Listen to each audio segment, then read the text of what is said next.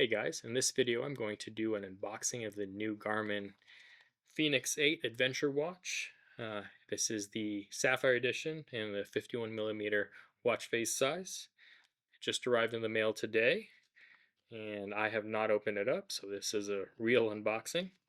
But before I get to the unboxing, I just wanted to compare it with the Epix Pro Gen 2 box, because I kind of made a point about this in my unboxing of this guy, how the box, in terms of, these are expensive watches, how the box kind of the Epix Pro is just feels a little less premium.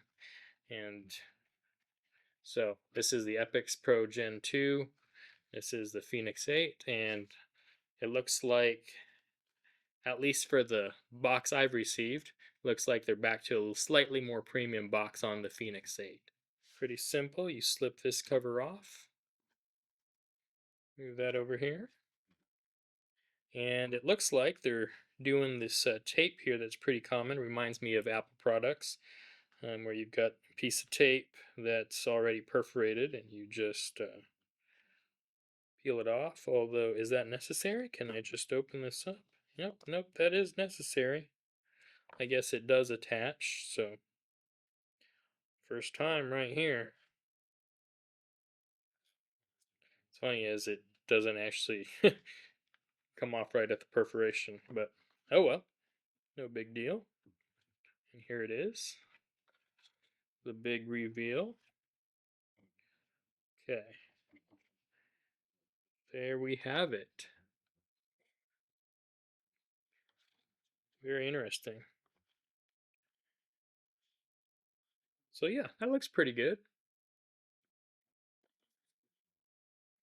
So this was just, let's see. So this is the not silver, this is the titanium edition, not the black or DLC titanium. When I was first looking at this on the website, actually, I was a little concerned because, so this comes with the orange band, but the side here, instead of this piece right here, matching the bezel, it's orange.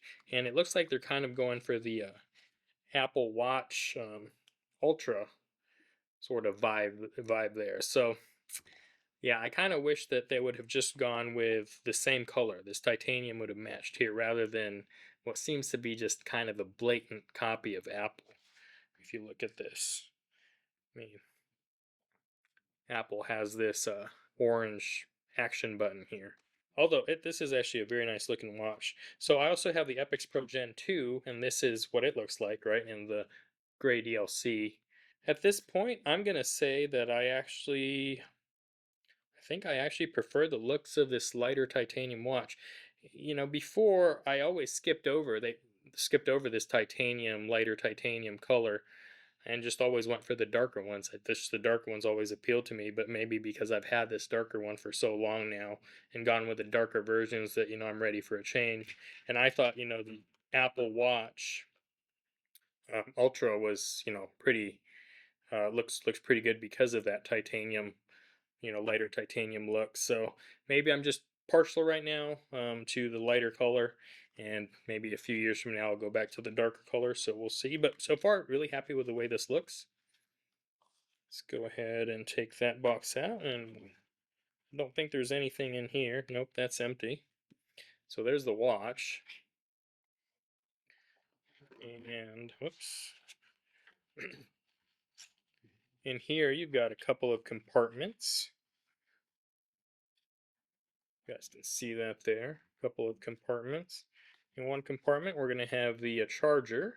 So USB-C on one end, which is pretty standard these days, and then your typical Garmin charging end on this guy on the other end. So put that aside. And then looks like a user manual of sorts. Yep. And yes, more documentation, which I will never read. So go ahead and put that guy back in the box.